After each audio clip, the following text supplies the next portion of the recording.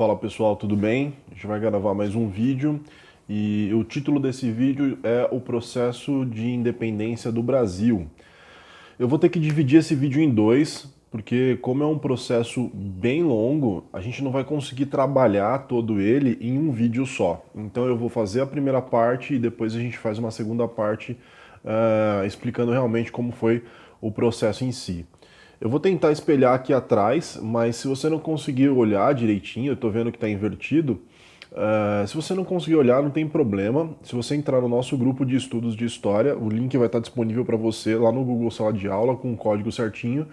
É, Você vai ter acesso a esses slides e você vai poder ter acesso a outros materiais também, certo?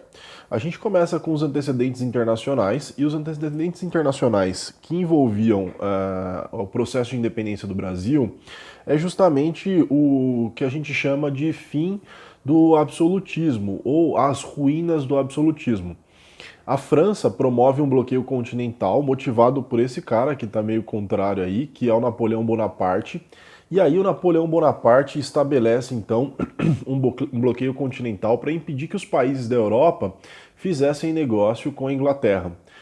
Nesse processo, o Napoleão Bonaparte também invade alguns países europeus, como é o caso da Espanha e como é o caso de Portugal. O rei de Portugal, então, ele de alguma maneira é aquele tipo de pessoa que recebe a notificação, recebe a mensagem e não responde. Ele consegue enrolar o Napoleão por um bom tempo. E isso dá tempo para ele organizar uma saída que parece assim meio às pressas, fugida, mas era uma coisa que tinha sido já pensada alguns anos atrás. E essa saída da corte europeia é um marco na história, porque é a primeira vez na história que um país europeu transfere a sua corte para as suas possessões na América. Então, Napoleão invade a Espanha, troca o rei da Espanha, coloca o seu irmão para governar a Espanha, e aí ele também invade Portugal. Quando ele invade Portugal, a família real toda já tinha vindo para o Brasil, já, enfim, já estava nos navios e já estava sendo escoltada pelos ingleses e estava vindo para o Brasil. Um outro fato que também influencia o processo de independência do Brasil é a independência do Haiti e dos Estados Unidos também. A independência do Haiti e dos Estados Unidos foram um marco aqui na América, porque a independência do Haiti foi contra os franceses e a dos Estados Unidos contra os ingleses, as duas maiores potências absolutistas do mundo.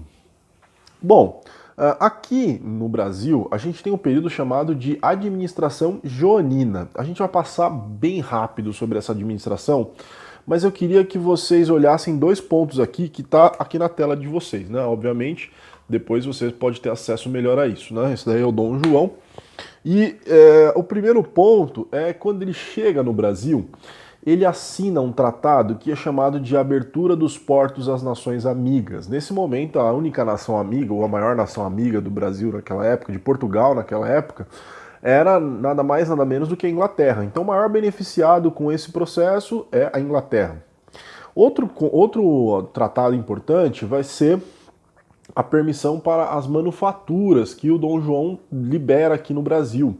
Até então não era permitido produzir nada do ponto de vista de manufatura. Por quê? Porque tudo que vinha de manufatura vinha da Europa para cá.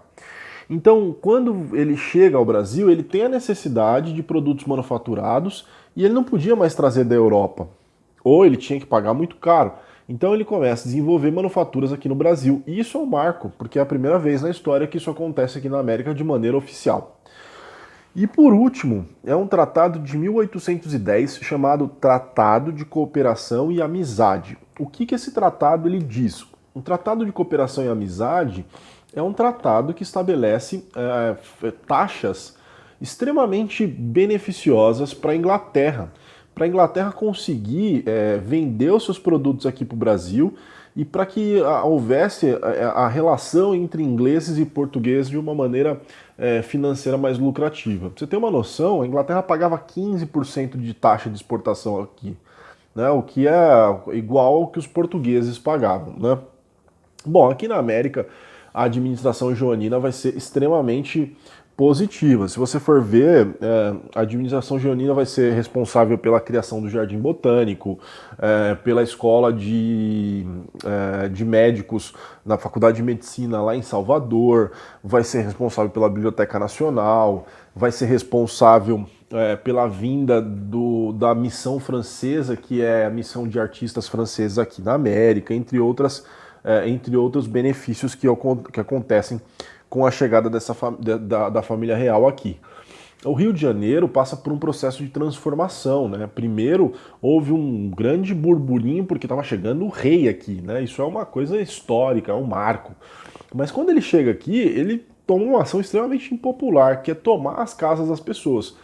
As casas no Rio de Janeiro eram casas muito, muito, muito ruins, assim, no sentido de que essas casas elas não tinham infraestrutura necessária. Se você for pensar, as casas eram de terra batida ainda no Rio.